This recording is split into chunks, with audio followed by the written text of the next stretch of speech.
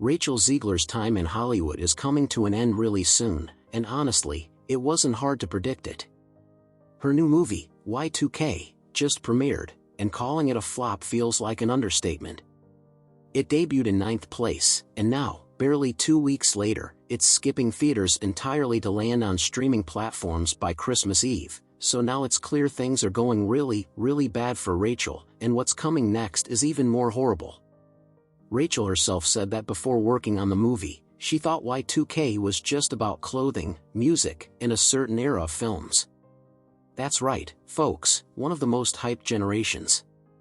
Panic moments in history was reduced to a vibe in her mind. Listening to her talk about it, it's almost enough to make you feel bad for her, but not really. She's got this air of entitlement, even demanding to be paid for every hour her work streams online. Meanwhile, Y2K scored one of the lowest Rotten Tomato ratings in A24 Studios history, considering the studio's usual knack for producing critically acclaimed films. That's no small feat. This bomb has officially placed Rachel Zegler in the hot seat, and honest HLY, it's starting to look like Hollywood's had enough. But wait, this isn't just about Y2K, we're also diving into why Rachel's name has become synonymous with controversy. Let's rewind a bit. Rachel became Hollywood's darling after her breakout role as Maria in Steven Spielberg's West Side Story.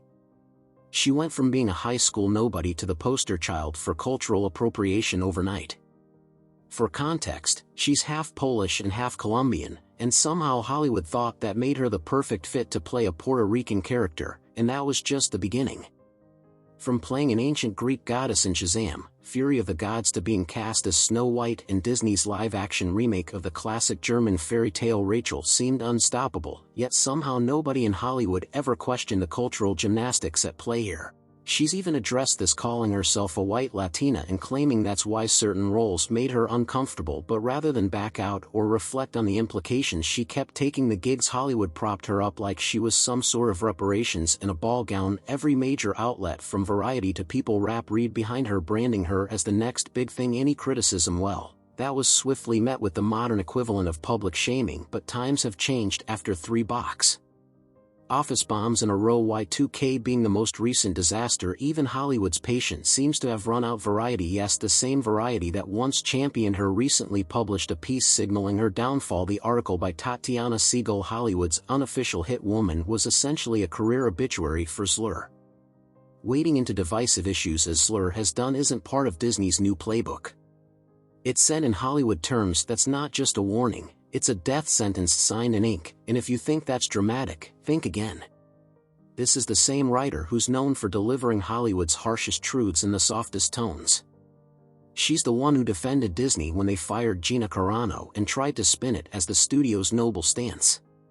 If Variety is turning on Rachel Zegler, you better believe it's not just a random opinion piece, it's an echo of what the industry is already whispering. Rachel Zegler's time in Hollywood seems to be on its last legs, and if the drama around Snow White is anything to go by, the fallout isn't over yet. Disney's live-action remake of Snow White has been plagued with controversy from the start, but now it's clear the studio is in full damage control mode. The teaser trailer racked up over 1.4 million downvotes compared to just 100,000 upvotes, a staggering ratio that signals a major problem. Audiences aren't buying it. Disney's board members must be pulling their hair out at this point, wondering how things went so wrong, but the answer is right there: Zegler herself. She managed to turn an already challenging project into a PR nightmare. Her off-putting persona and outspoken comments have alienated fans and made it nearly impossible to generate goodwill. The sad truth is that Snow White, a character who's supposed to embody innocence and charm, feels completely miscast with Zegler in the lead. Instead of rooting for her, people are actively tuning out or, worse, hate watching just to roast the trailers in the comment section. And let's not even get started on the expensive reshoot that has already ballooned the budget to $350 million. And it's not just Snow White that's struggling either. Zegler's other recent project, Y2K, is another colossal misfire.